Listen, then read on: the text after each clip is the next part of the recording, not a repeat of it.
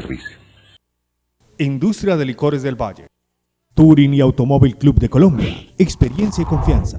PBX 524-2487. 660-2920.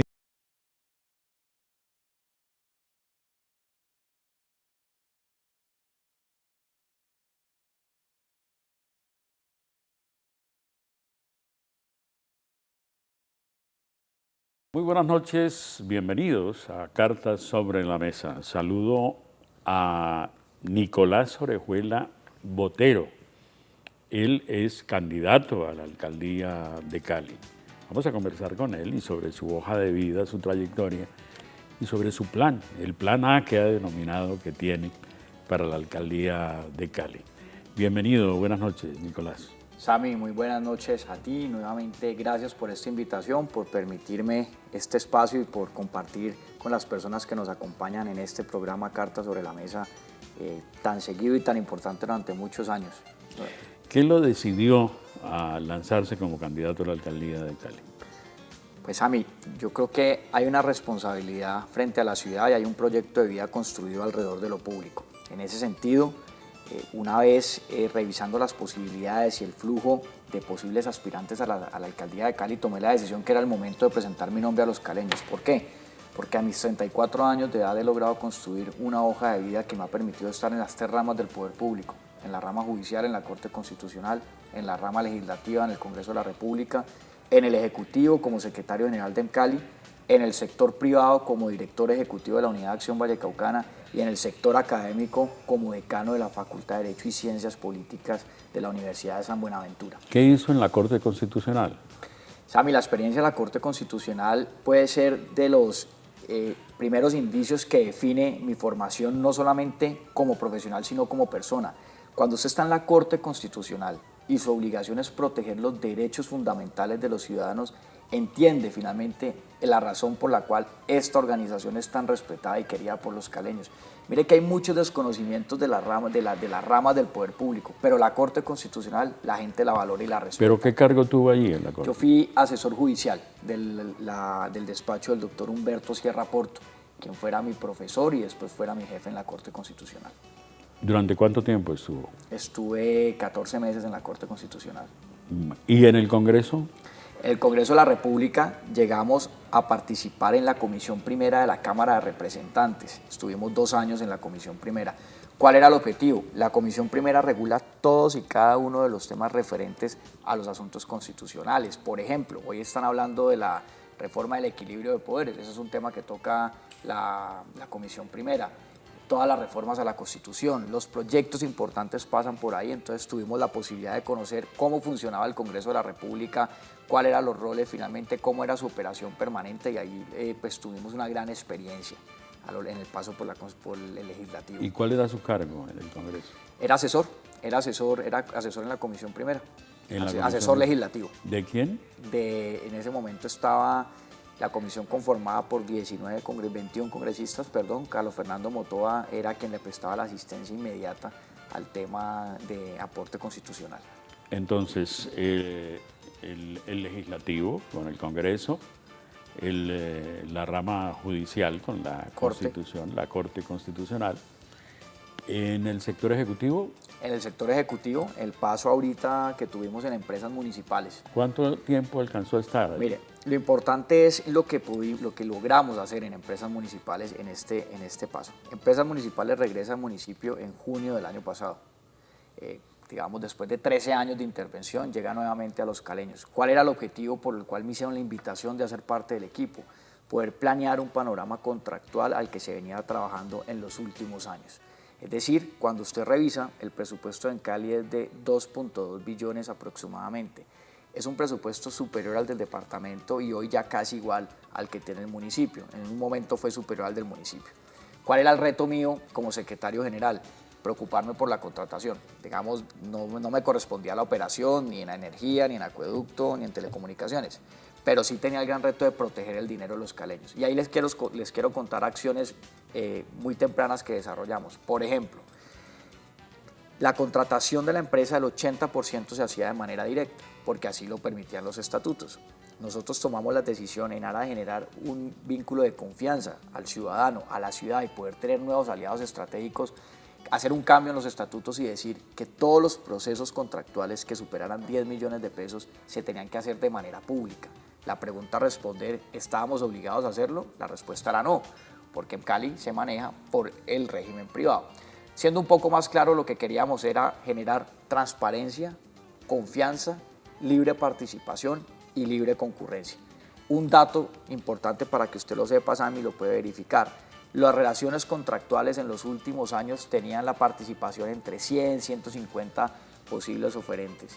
Hoy, alrededor de haber tomado esa decisión, podemos garantizar que llegaron más de 600 nuevos aliados estratégicos dentro de la compra y venta de bienes. ¿Pero quiere decir que antes no había transparencia? No, yo lo que quiero decir es que antes teníamos un régimen contractual que permitía unas facultades que no generaban la confianza deseada por el caleño. Por ejemplo, le quiero contar esto.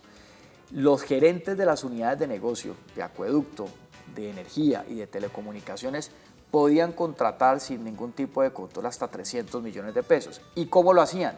Haciendo invitaciones a través de cotizaciones o precotizaciones. Ejemplo, yo gerente de acueducto necesito comprar un suministro de un cable o un insumo químico.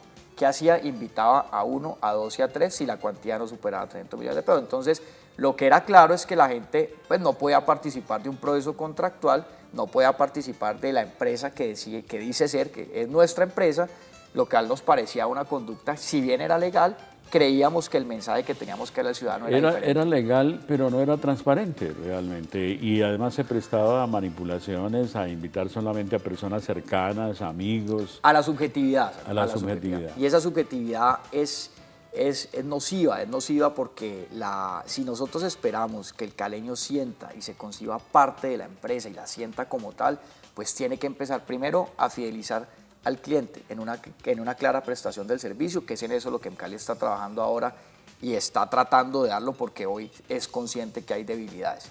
Pero lo otro importante era la plata, porque ¿cómo le explica uno a los caleños que yo tenía la libertad de invitar a 1, 2 o 3 cuando realmente lo que estamos hablando es participe y participemos con los mejores? Es decir, que los procesos contractuales se surtan con los mejores. Y eso lo hicimos. ¿Y cómo lo hicimos? Creamos el modelo de abastecimiento estratégico. El modelo de abastecimiento estratégico es una figura propia de la empresa privada, es decir, eso no es novedoso para ellos, en lo público sí. Entonces, ¿qué hicimos? Replicar experiencias y conocerlas de primera mano en Ecopetrol. Ecopetrol lo está aplicando hace 9 años, pero lo importante es que una vez Ecopetrol empieza a aplicar su modelo de abastecimiento estratégico, y óigame estas cifras a mí que es real, empieza a obtener ahorros de casi 1 billón de pesos. El presupuesto de Ecopetrol está alrededor de los 11 billones de pesos. Empezó a tener ahorros de 1 billón. ¿Por qué? Porque empezó a comprar organizadamente. ¿Quién más lo está aplicando? ISA, ISAGEN y EPM. Ellos nos llevan un poco de ventaja, llevan 2 años en su implementación. ¿Cuál era el reto? Que Emcali lo tuviera. Y para darle un poco de ejemplo a... ¿Y ya está dando resultados en Emcali? Le voy a contar. Vea este ejemplo. Qué buena pregunta, se lo respondo con un ejemplo. Resulta que Cali tiene aproximadamente un parque automotor de 601 vehículos, entre livianos, entre vehículos pesados y entre motos. Si usted hace la georreferenciación, usted entiende que en Cali está en diferentes partes del municipio. Usted, digamos, por regla básica diría, a mí me suministra gasolina más de 5 bombas, 10 bombas, las que estén cercanas a mis plantas. Pues resulta que no, en Cali la tenía concentrada en cabeza de una sola persona que suministraba ese producto. Eso le generaba a la empresa 430.000 kilómetros ociosos. Cuando empezamos a aplicar el modelo de abastecimiento, logramos determinar, por ejemplo, que podíamos tener ahorros de 182 millones de pesos mensuales que representaban en esos kilómetros ociosos. Eso para mencionarle uno. Otro ejemplo que le podría plantear, y muy importante, si usted tiene ese presupuesto del que hemos hecho referencia de 2.2 billones y 1.1 billones se hace de manera contractual, lo lógico es que usted debe tener un registro de proveedores. Es lo lógico. Hasta que Cali no tenía registro de proveedores. Entonces usted contrataba bajo el mismo criterio, bajo precotizaciones y bajo subjetividad. Entonces, ¿qué estamos haciendo ahorita? Hasta que salimos se está adelantando el proceso contractual para saber quiénes tienen las condiciones técnicas, financieras y jurídicas para poder contratar con el Cali. Eso lo empezamos a hacer. Algo también relevante que yo espero que esa fue una obra que dejamos ya en ejecución y espero que la administración la pueda estar presentando en enero, febrero del próximo año, era el Centro Único de Recepción de Proponentes. ¿Y esto por qué es importante? Usted se acuerda de esas historias que le decían a uno, es que siempre llegan con los sobres bajo la mesa, es que no hay ningún control sobre las propuestas económicas, que las cambian. Pues precisamente tomamos la decisión de crear ese Centro Único de Recepción de Proponentes, es un espacio grande con la alta tecnología. ¿Para qué? Para que usted haga seguimiento minuto a minuto de lo que está ocurriendo con su proceso contractual. Y si algún oferente, alguien que esté participando del proceso, considera que se está manejando de manera irregular, ahí está todo de manera tecnológica para que usted haga seguimiento. Eso lo logramos implementar en empresas municipales y está en desarrollo. Yo creo que con esas garantías, el nuevo manual de contratación que comienza a partir del 1 del 2015, pues va a tener una expectativa grata para los caleños. ¿Qué hemos hecho además de esto, Sammy? ¿O qué hicimos? Ya no estoy en empresas municipales. Empezamos... Hasta octubre. Hasta octubre 24, de acuerdo. Ya. Hicimos una charlas y unas mesas de trabajo con los diferentes gremios, porque tuvimos una experiencia. Nosotros le decíamos a la gente, queremos la libre concurrencia, queremos generar confianza, y sacábamos los procesos contractuales. Además, recuerde algo, Sammy, usted empezó a ver en los medios de amplia circulación la publicación de los procesos contractuales. Eso en Cali no lo había hecho nunca. Nosotros quisimos dar publicidad para promover la participación. Sin embargo, no nos estaba llegando la gente. Decíamos, ¿qué está pasando? Y bueno, entonces, si la montaña no va a Mahoma, Mahoma va a la montaña. Empecemos a hablar con los gremios. Y empezamos a hablar con los gremios, decirle, este es el nuevo manual de contratación, esto es lo que nosotros aspiramos, estos son los principios que nos deben regir, por lo tanto participe, denos la oportunidad de participar. Y si en el momento que usted está participando encuentra que hay alguna debilidad, hágala saber, que no le estamos ocultando nada a nadie. Permítanos una pausa y ya regresamos para seguir conversando con el candidato a la alcaldía de Cali, Nicolás Orejuela. Ya volvemos después de mensajes.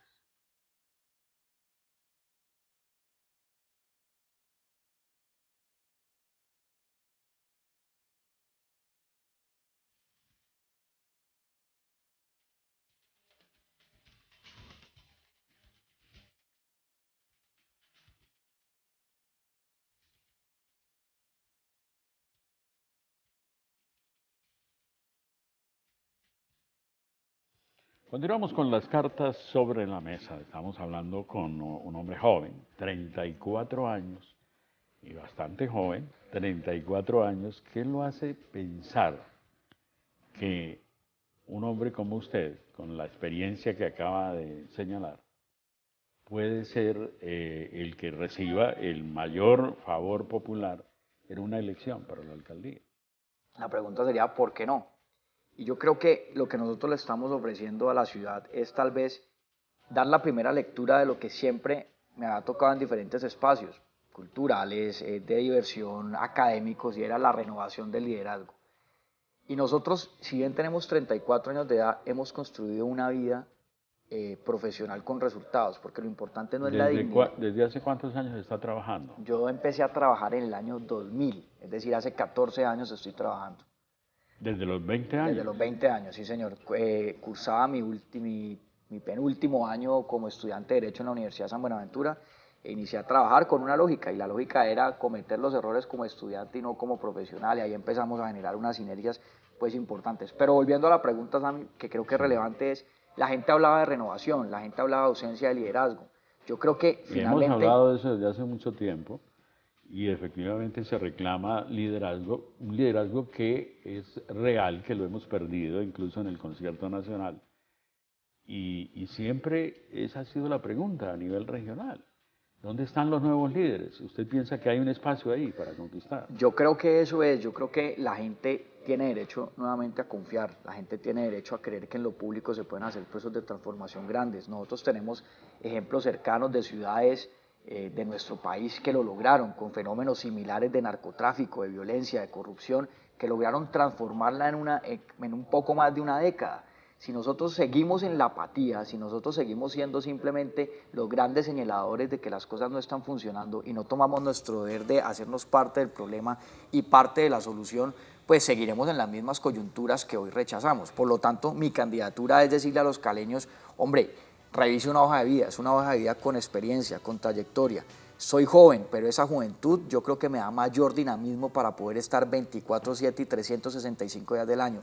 Esta renovación implica que Cali es mi plan A. Yo no estoy hablando si me dan un aval, si me van a autorizar, a ver qué canta el sol, la luna, no. Creo que las realidades de Cali son tan importantes y tan necesarias empezarlas a discutir que no hay opción de empezar que esto empiece a discutir. ¿Cómo se va a inscribir? ¿Con un aval o por firmas? Yo, en mi formación como abogado y en la maestría en Derecho Constitucional y en la maestría en Derecho Público, tengo una convicción, Sam, y es, creo que el fortalecimiento de la democracia se da al interior de los partidos, y los partidos tienen nuevamente que tener una vocación e identidad de qué es lo que quieren representar.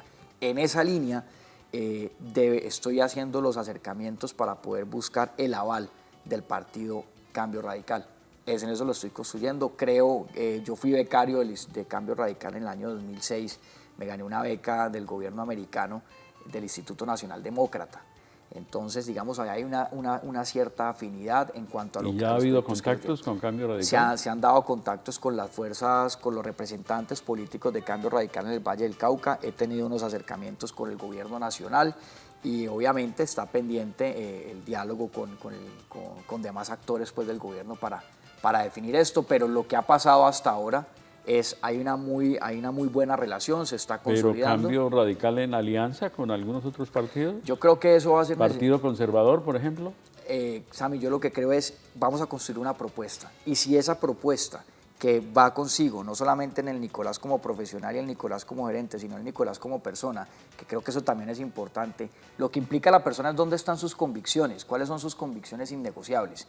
Si esa propuesta que va ligado al proyecto de ciudad, ligado a lo que soy yo como persona, ahí cabrán los que quieran apostarnos y acompañarnos en esa tónica y en ese proceso. Pero hasta el momento, ¿quiénes le han dicho sí? Esa propuesta nos atrae. Bueno, hasta ahora, ¿quiénes me han dicho así? Parte del Partido Cambio Radical del Valle del Cauca está interesado en avalar mi nombre y ya he venido teniendo trabajos con parte de sus estructuras, hemos ido a los barrios, hemos movido con ellos. Creo que creo que del Partido Liberal hay unas muy buenas relaciones. El origen también, en mi formación es de origen liberal, yo soy un defensor de la Constitución del 91, trabajé en la instancia que la protege, que es la Corte Constitucional, escribí y mi primer libro fue alrededor de los estados de excepción. Bueno, es decir, tengo ese origen liberal y creo en que una ciudad que presenta tanta desigualdad, que tiene una brecha, donde el grueso de la población en estrato 1 y 2 es el 44%, que tiene unas dificultades, pues tenemos que buscar cómo, bajo una lógica de eliminar violencia, corrupción y desigualdad, pues podemos finalmente construir oportunidades. No solamente para los niños y para las personas de la tercera edad, tenemos que buscar oportunidades para los jóvenes, porque cuando usted refiere el indicador de seguridad se da cuenta que son los jóvenes y las muertes de los jóvenes en homicidios ha aumentado en los últimos años. Y eso hay que atenderlo y eso se da precisamente por falta de oportunidades. Habla usted de muerte y hay una noticia triste en la ciudad de Cali. Hay luto en Cali, en el Valle del Cauca, por la muerte de un líder empresarial, social empresarial, como Nelson Garcés Bernaza. ¿Qué representaba para usted Nelson Garcés Bernaza? Nelson Garcés Bernaza representa para mi generación un ejemplo de que las cosas en lo público se pueden hacer de manera correcta y de manera idónea. Nelson Garcés defendió siempre lo que creyó y lo defendió con convicción, con ahínco y con toda la responsabilidad del caso. Además de haber estado 36 años en Confandi, fue 2 veces concejal de la ciudad. Participó mucho del tema cívico. Yo creo que Cali recuerda el movimiento cívico de Pardollada, que estaba de la mano con Nelson Garcés. Nelson Garcés, muchos años después, se hizo elegir, una vez termina en Confandi, se hace elegir como concejal, generando un escenario de control político importante. Tuvo mucho que ver con la estrategia para que el alcalde Guerrero fuera el dirigente de nuestra ciudad. Y asimismo, hay un hecho importante que tal vez la gente desconoce y que yo quiero hoy en homenaje a Nelson, a ese gran hombre, a ese líder vallecaucano y a ese líder de la ciudad, lo que logró hacer. Y me quiero en esto contarle brevemente esto, Sammy. La Unidad de Acción Vallecaucana es una institución que existe hace muchos años, pero por ciertos momentos perdió protagonismo. En el año 2005, Nelson Garcés toma la intención de convocar a un grupo de empresarios integrarlos y decirles, nosotros tenemos que participar de lo público, tenemos que participar de la agenda local, de la agenda regional y de la agenda nacional. Y eso lo hace Nelson Garcés. En el 2005 él estuvo al frente de la unidad, después estuvo Roberto Arango, que después fuera presidente de la Cámara de Comercio, lo siguió Jimena Hoyos, y después de Jimena Hoyos la reemplazo yo allá en la unidad. Por lo tanto, para mi generación lo que Nelson representa es un camino de vida y pasos a seguir y entender que las cosas son posibles cuando usted está convencido, cuando usted no es el títere de nadie y cuando usted finalmente logra y quiere defender sus propios ideales y convicciones. ¿Y alcanzó a compartir con él sus deseos de ser alcalde de Cali? Pero muchas veces, en muchas oportunidades. Nelson a un grupo de jóvenes que hemos tomado la decisión de hacer de nuestra vida un proyecto en lo público, nos abrió las puertas de su casa y las puertas de su corazón. Yo puedo hablar de varias personas, puedo hablar de Luis Alfredo Gómez, Carlos Martínez, puedo hablar de Juan Fernando Reyes Curi, de Alfonso Toya, Juan Esteban Ángel, Nicolás Orejuela, el mismo Michel Maya. O sea, hay muchas personas que tuvimos la posibilidad de hablar con Nelson. Nelson sabía esto, sabía de mi aspiración y obviamente siempre tuve las mejores recomendaciones, las mejores referencias para adelantar este proceso que con seguridad en el 2015 va a estar muy movido.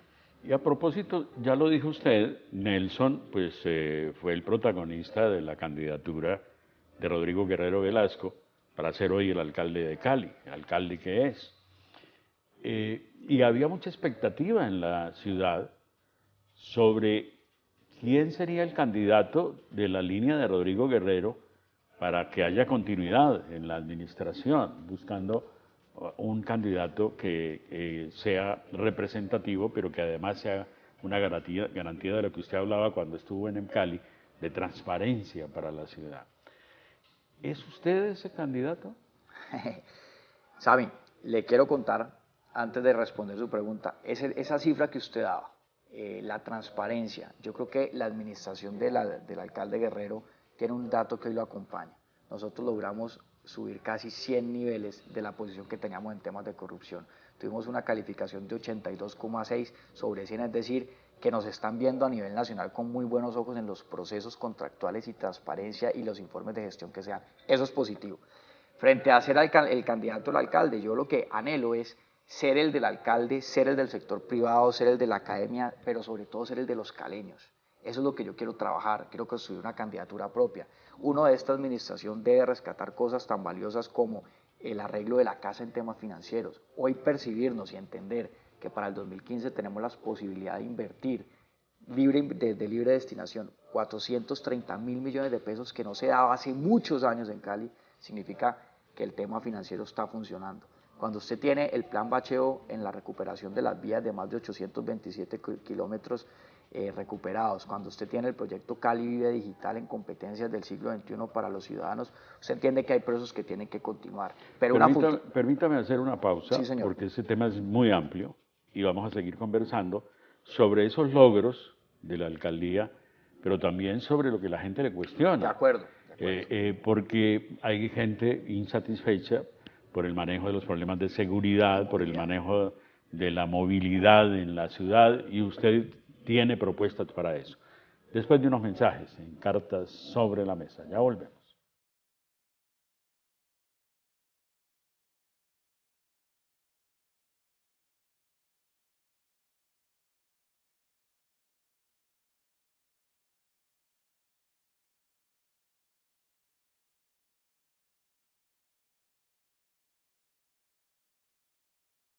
Sigamos conversando con el candidato Nicolás Orejuela a la alcaldía de Cali. Entonces, para no truncar abruptamente el tema de los logros positivos de la administración, complementémoslo y luego hablemos de su visión para solucionar aquellas cosas que la gente le reclama al alcalde. Recordemos que ha habido una encuesta reciente donde el alcalde Rodrigo Guerrero Velasco aparece con un 62% de desaprobación, que eso es muy alto. ¿Cuál es entonces el complemento de la óptica de lo que ha logrado Cali y de lo que usted buscaría como candidato a la alcaldía y luego como alcalde si lo favorece el pueblo de Cali? Yo creo que lo importante es que hay temas que funcionan que tienen que continuar. Por ejemplo, insisto, el tema de la hacienda pública, como se está manejando, es una hacienda real y está dando resultados y nos permitirá generar proyectos de inversión. El tema de infraestructura es un tema positivo y ahorita tiene unos 3 grandes logros, como son las obras del MIO para que logre consolidar un tema de servicio. El tema de Cali Vive Digital, Educación para Todos, es importante porque está generando competencias a los ciudadanos y a los jóvenes del siglo XXI. ¿Competencias en qué? En innovación, emprendimiento, bilingüismo, tecnología y demás. Eso hay que continuarlo. Pero la futura administración también tiene que abordar unos temas que no han sido, digamos, las banderas de esta administración y que habrá que generar los mecanismos necesarios para reconducir la forma, y es la movilidad. Cuando usted aspiraba a movilizar un poco más de 900.000 pasajeros diarios, pero tan solo está movilizando casi 500.000. Cuando usted revisa que la flota está incompleta, cuando usted revisa un desequilibrio financiero en los operadores, cuando usted sobre todo, y esto es lo más importante, entiende que los usuarios se están quejando todo el día del servicio, entenderá que el reto de esta administración y de la futura administración es entender que el sistema de transporte masivo es un servicio público, por lo tanto debe cumplir esa función, servirle al público. Y yo creo que en eso, Sami, pues tiene que ser un gran reto. Habría que replantear lo del mío en cuanto a sistema único, que no haya paralelismo con el mío, o usted replantearía eso. Sami, yo lo que creo es que todo tiene que generar un escenario de transición. ¿A qué voy? Si yo tengo la flota, si yo tengo los pasajeros y estoy prestando un servicio eficiente, pues yo me voy de cara y solo con el sistema único. Pero si todo lo contrario, no tengo la flota, tengo desequilibrio financiero, tengo un nivel de insatisfacción del usuario, pues tengo que mirar qué procesos de transición debo lograr mientras tanto el sistema cumple el objetivo deseado. Motivo por el cual creo que en el tema de movilidad a nivel particular se avanzó mucho en una secretaría como la que realizó el doctor Haddad, pero creo que en el tema del sistema de transporte público pues tenemos unos grandes retos. El mío es un proyecto que con seguridad va a ser muy útil para la ciudad, pero esto hay que integrarlo. ¿Es sostenible, es viable en este momento?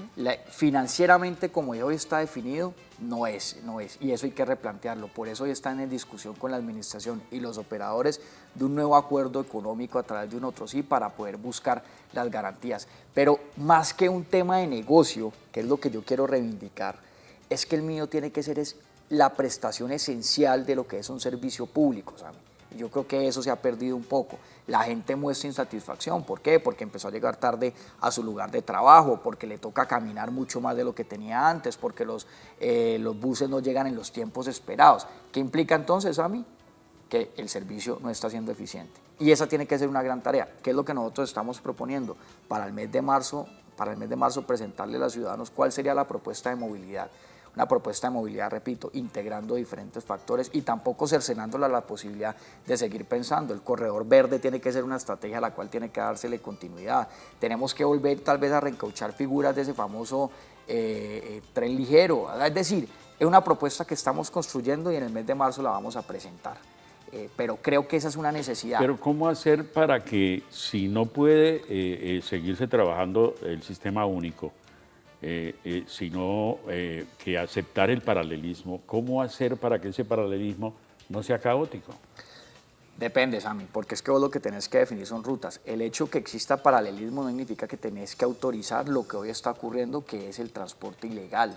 El transporte ilegal, por ejemplo, en la zona plana, en la zona oriente de Cali, están transportando aproximadamente 200.000 personas diarias en ese servicio. Otro tantos está en ladera. Vos tenés que replantear esa situación y tenés que definirlos con las rutas que hoy el mío no puede atender, pero hay rutas finalmente que estaban prestando otro tipo de operadores. Hasta que el mío no las supla. ¿Pero hay que legalizar ese transporte? No. Te repito, es que hay unas rutas ilegales que es las que están haciendo este tipo de transportadores. Los piratas. Pero hay otras rutas que yo tomaría la decisión, antes de cancelarlas, definir y determinar si el sistema de transporte está llegando a esos espacios para poder generar ese proceso de transición. Es decir, en la medida... Y en los sectores donde el mío esté trabajando bien, pues no admitir paralelismo. De acuerdo. Pero hay que garantizar que trabaje bien. Claro, con las frecuencias adecuadas. Ese es el gran reto que tiene la administración, ese es el gran reto que tiene Metro Cali. Nosotros finalmente, antes de hacerle una apuesta como política de movilidad, lo que tenemos que determinar es también la satisfacción del ciudadano, porque la política puede ser incorrecta si no suple la necesidad del caleño que utiliza el servicio, los más de 500.000 caleños que todo el día se están quejando del mismo. Entonces, eso hay que replantearlo, y hay que replantearlo con una salida que permita, si es por un escenario de transición, que comulguen sistemas, bienvenidos. Pero lo que no nos puede pasar es la consecuencia de esto. Mire, ante una mala prestación de servicios, lo que se ha proliferado o ha aumentado mucho es la compra de motos. Y usted sabe, eso ya la gente después de que tenga moto difícilmente va a acceder al sistema de transporte. Lo otro que ha pasado es que como el sistema no me llega a los puntos donde siempre estoy acostumbrado a recibirlo, pues ¿qué estoy haciendo? Salgo y pago más plata, 2.000 pesos o más, para poder tener en los famosos piratas una calidad para poder llegar a mi casa y no demorarme 1 o 2 horas. Entonces todo eso tenemos que replantearlo y entenderlo. Finalmente el sistema le tiene que funcionar es al usuario, el sistema le tiene que funcionar es a nuestro cliente, y el cliente que es el ciudadano caleño. Y eso es lo que tenemos que priorizar. ¿Cómo hacer que un sistema de transporte público funcione bien con esa calidad que se requiere y con el servicio adecuado cuando está en manos de privados? Yo no, como está concebido en este momento, yo lo que creería es vale la pena revisar cuáles son a mí no me preocupa, es decir, no me preocupa que lo tengan en este momento el tema con los privados. Lo que tenemos que hacerles exigibles vía las acciones que tengamos, que estos cumplan. Pero es que, Sammy, dígame, si usted tenía la proyección que el sistema funcionaba con 911 buses y hoy tan solo están circulando 660, pues de entrada la fórmula no le sirve, la fórmula no le cuadra y la prestación de servicio es ineficiente. Entonces, si nosotros no tenemos las herramientas legales para hacer cumplir los operadores, o viceversa, si nosotros tampoco hemos generado las obras de infraestructura en pretroncales y troncales, en estaciones, para poder generar esa movilidad, pues hay una responsabilidad compartida. Pero lo que no puede pasar entre el municipio y el operador es que en esta discusión el que esté siendo afectado sea el usuario. Eso es lo que nosotros podemos conseguir. ¿Y cómo hacer para levantarse el dinero para financiar esas obras de infraestructura que no hemos construido? Sammy, importante. Y yo creo que esta noticia la ha venido dando el presidente de Metrocali, o se la ha leído y tuve la posibilidad de hablar con él. La plata para las obras que hacen falta ya se tiene, y ya empiezan los procesos de licitación para el próximo año. Hay unas obras que terminan en el 2015 y hay unas obras que terminan entre el 2016 y 2017. La plata está. Y la que no esté es responsabilidad de la administración, porque aquí vienen 4 características que debe tener un gerente o un alcalde de una ciudad. Primero, la capacidad de planear con sentido social. La segunda, la capacidad de ejecutar. La tercera, que es la que nos aplica acá, la capacidad de gestionar los recursos en el gobierno nacional. Pero ojo con esto, no es simplemente decir yo busco la plata en el gobierno nacional. ¿Dónde la va a conseguir y en qué proyectos que tiene el ministerio usted me la va a bajar? Y finalmente la otra característica es la capacidad de controlar. Entonces creo que en esas condiciones es lo que no puede perder un alcalde. Hagamos otra pausa, le propongo, y ya regresamos con las cartas sobre la mesa.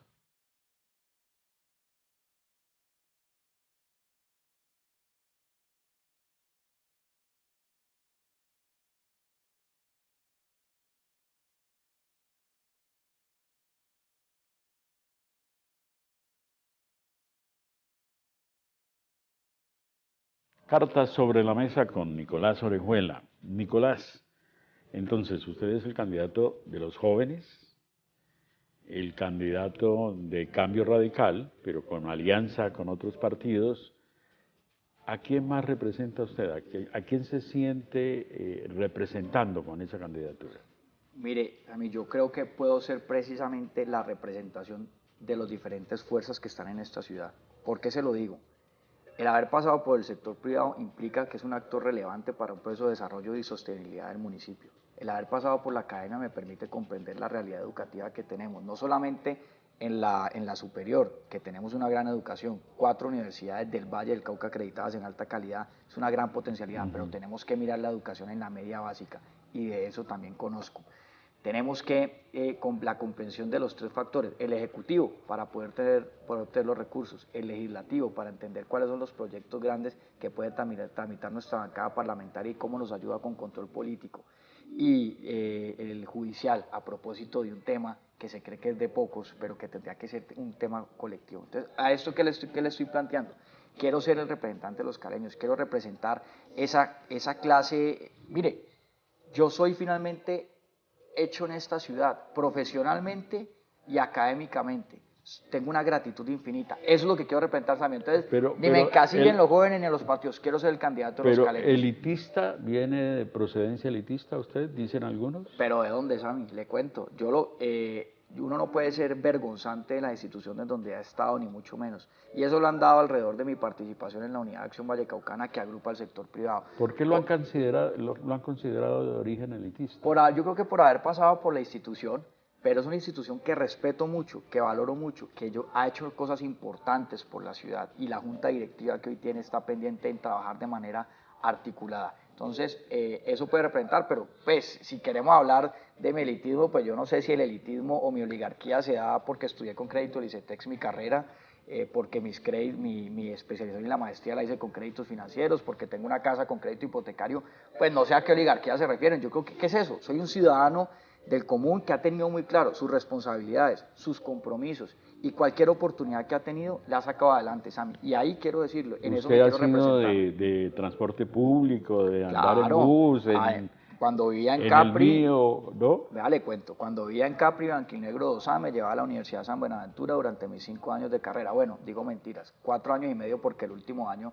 me compré un carro también a crédito, que está evidenciado, pero ya estaba trabajando, digamos, lo podía hacer. Me compré un coupé, recuerdo, un 323. Después, y el blanco y negro 1A para poder ir a la oficina de mi mamá cuando trabajaba en Cosmocentro. Entonces, claro que conozco y claro que he tenido esa oportunidad, que he tenido la posibilidad de conocer las realidades de la gente. Y en esto quiero decirle algo, Sammy, independiente que la vida me haya permitido consolidar una trayectoria profesional y unos buenos resultados en los espacios donde he estado, eso no implica que me aleje de la realidad que tiene Cali, de las dificultades y debilidades que se presentan. Tengo que hablar de seguridad, que es el otro gran tema, también la inclusión social que usted propone, pero no podemos dejar pasar que usted es sobrino nieto de un personaje de la política y del servicio público en el Valle del Cauca, médico, exministro de Salud, exgobernador del Valle del Cauca, Raúl Orejuela Bueno, sobrino nieto. Claro, yo no tuve la posibilidad de conocer a Raúl, pero obviamente siempre fue muy cercano a mi papá. Él era, obviamente, tío abuelo. Mi abuelo era Orejuela Varona y era Orejuela Varona. Es lo típico, 2 matrimonios y cada una de las líneas. Pero mi papá y mi tío Antonio José, que también hicieron parte en su momento. ¿Su papá quién es? Lalo Orejuela. Papá murió hace 14 años. Lalo Orejuela, una persona que también estuvo dedicada al sector privado, y a sus 55 años empezó a estudiar Derecho y terminó también en una designación que le hiciera el presidente Barco, y fue alcalde de Candelaria en el año 86 aproximadamente. Su segundo apellido Botero. Botero. Su mamá Botero. Mi mamá Botero de Manizales. Entonces, la combinación de un caleño con una paisa, y pues yo soy el producto de esa unión. 2 personas muy preocupadas por el ser humano, Sammy. Yo creo que eso es importante. Que es importante la combinación que va a tener un dirigente. Primero, no son intereses individuales, son intereses colectivos, son de ciudad, y eso lo traigo en mi sangre, desde mi casa. Mi mamá lo ha hecho, mi mamá y papá lo hicieron en su vida, y yo tengo que replicarlo en lo que hoy tengo por reto. Es decir, es un hombre de clase media. Sí, señor, clase media, con toda la intención de saber aprovechar oportunidades, de asumirlas con compromiso, seguir soñando. Tenemos derecho a seguir soñando, pero muy bien, con los pies en Cali. Seguir luchando sabiendo que la tarea hay que hacerlo. Es que el soñador no es el que sueña, es el que sabe cómo ¿El lema suyo hacerlo. es ese, con los pies en Cali? Estamos arrancando, caminando la ciudad, y por eso en esta primera etapa lo hemos denominado con los pies en Cali. Estamos recorriendo los barrios. Y con ese caminar con los pies en Cali se da cuenta de la percepción de inseguridad que la gente tiene. Y efectivamente tenemos estadísticas que nos ubican a nivel mundial como una de las ciudades más violentas. ¿Qué va a hacer usted por la seguridad? Hay dos temas ahí, Sammy, es el tema de percepción. Primero, si usted revisa los indicadores de los últimos 5 años, Cali mantiene el orden, 82 muertes por cada 100.000 habitantes. Hay un tema de percepción que hay que atacar. Pero también hay otro contexto, y es, yo creo que es insuficiente pensar que el problema de seguridad se resuelve con presencia de autoridad, con pie de fuerza o fuerza pública. Yo creo que esa es una necesidad y es un escenario que genera percepción de tranquilidad. Pero si nosotros no atacamos de fondo lo que es generar oportunidades en esa desigualdad que, insisto, que es la que da, si nosotros no le generamos oportunidades a los jóvenes, pues los jóvenes no tendrán otro objetivo que seguir simplemente vendiendo su alma para poder acceder a una vía fácil, a un recorrido fácil. Pero si no tienen oportunidades, ese es el único camino que les queda. Si nosotros no seguimos combatiendo lo que es ya no esas cadenas de grandes grupos del narcotráfico, sino el microtráfico que está identificado, esos ataques hay que materializarlos. Si nosotros no generamos oportunidades y sinergia entre una Secretaría de Gobierno, con una Secretaría de Cultura, con una Secretaría de Educación y con una Secretaría del Deporte, pues también estamos simplemente cada uno trabajando por su lado. Eso hay que integrarlo, porque cuando usted logra integrar estas 4 secretarías en cabeza de un proceso para lo que está viviendo en temas de seguridad, pues usted va a poder tener resultados, quizá no ya, pero a la vuelta de 2, 3 años. Entonces yo creo que es una combinación de presencia, autoridad y obviamente de un trabajo social importante. Los territorios de inclusión de oportunidades es una figura relevante a la cual hay que inyectarle mucho capital para poderlo consolidar. ¿En dónde? En los escenarios donde se presentan los mayores índices. Hay una experiencia que hemos venido estudiando y yo creo que es también la que empezamos a construir y presentarle a los caleños en marzo. ¿A mí cuál es? Hay una experiencia clave que fue Nueva York. Recordemos que Nueva York era la ciudad más insegura del mundo y en el gobierno de Giuliani logró tener y disminuir los índices en esta materia. Creo que experiencias de países desarrollados, experiencias de países, de ciudades colombianas, nos permitirán entonces crear una política de seguridad. Pero insisto, es insuficiente la presencia de autoridad. Tenemos que generar un proceso al interior, en las comunas, que nos logre. Pero esos procesos son de resultados lentos. Pero hay que hacerlos, Sami. Es que si no los hacemos, usted va a seguir viviendo de coyunturas y vamos a seguir viviendo de coyunturas. Simplemente, si usted sigue generando, para ahorita la feria vienen X número de policías y se van. Entonces usted se sintió seguro en diciembre, pero ¿qué pasa en enero, febrero y marzo? Entonces vuelve y pasa algún acto delictivo masivo, entonces vuelve a tener presencia. Eso es insuficiente, finalmente eso es insuficiente. Hay que hacerse la pregunta, ¿qué es lo que está pasando en esa brecha social, ese rompimiento? Por eso habla usted de inclusión social. Hay que hacerlo. Y si bien esta administración ha hecho un gran énfasis en el tema de arreglar la casa, pues lo que tiene la futura administración es pensarse los proyectos de largo aliento. A los caleños no nos gustan que nos hablen de los paisas, pero yo creo que el ejemplo de Medellín para nosotros es importante. Medellín tuvo condiciones similares y Medellín logró generar un proceso de transformación que hoy lo empieza a disfrutar, pero tomó la decisión de arrancar. Y cuando usted no tiene ese tipo de presiones, ni está pensando en que es que estoy en una administración para ver cómo sigo consolidando mi proyecto político para después ser senador y después ministro, después presidente y se quiere, sino que usted tiene una responsabilidad con su ciudad, con lo que quiere hacer, cuando es su plan A, creo que eso también empieza a generar una diferencia en esta candidatura. Lamentablemente se nos está agotando el tiempo, pero hay un problema gravísimo en Cali, usted lo sabe, acaba de salir de Empresas Municipales de Cali. Hoy mismo el 70% de la ciudad está sin agua potable por la empalizada en el Cauca y siempre pues habrá una disculpa, pero una ciudad que no le pueda brindar constantemente a sus ciudadanos que tenga un agua potable, que abra el grifo y ahí está el agua, es una ciudad que tiene problemas graves para venderse. ¿Qué es lo que pasa con el agua potable y qué haría usted desde la alcaldía? Es cierto, Sami. Mire, lo que pasa es que las obras en acueductos se realizaron aproximadamente en la década de los 60 y estaban en su momento a cargo de la CBC. Durante mucho tiempo se dejó de hacer una inversión real en la red matriz y en lo que también posiblemente generaría una inundación de la ciudad. ¿Qué se ha hecho y cuál es la meta y qué se tiene que hacer? Primero, hay un proyecto grande en el plan de Jarillón del río Cauca, con 3 obras fundamentales, que son los canales, el Jarillón y Laguna del Pondaje. Eso nos va a permitir, en primera instancia, no hablar de corte de agua, sino evitar que la ciudad sufra un proceso de inundación. El segundo, frente a los cortes de agua, como usted bien lo dice, eso no puede pasar, pero durante 13 años que estuvimos intervenidos y los anteriores, donde hubo escenarios de corrupción y politiquería, pues realmente no hubo inversión en los cambios que se tenía que dar para generar los cambios necesarios para que eso no ocurra, Sami. Entonces, ¿qué es lo que ha pasado? Que la empresa ha venido soportando con su red y con su estructura de hace muchos años y apenas ahora está empezando a generar todos los procesos de transformación y se va a demorar unos años. Bueno, tendremos ocasión de volver a conversar y desde luego apenas inicia la campaña, pero ese tema del agua es bien importante y quiero volverlo a tocar en una próxima oportunidad. Muchas gracias, una feliz Navidad, un próspero año nuevo y ojalá, si los caleños quieren, y si Dios quiere, que usted llegue a ser alcalde de Cali, porque efectivamente se requiere una renovación en la ciudad. Sami, muchísimas gracias a ti por la invitación, a todas las personas que nos acompañaron en Cartas sobre la Mesa. Es un orgullo estar acá. Van a oír hablar de mí, estoy recorriendo la ciudad y créanme que hay una propuesta seria, clara y con resultados sujetos a cumplir a los caleños. Muchas gracias.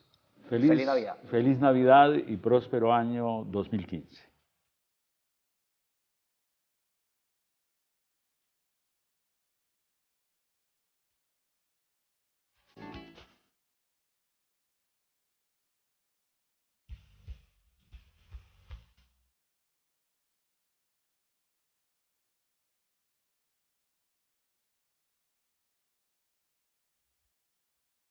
Industria de licores del Valle.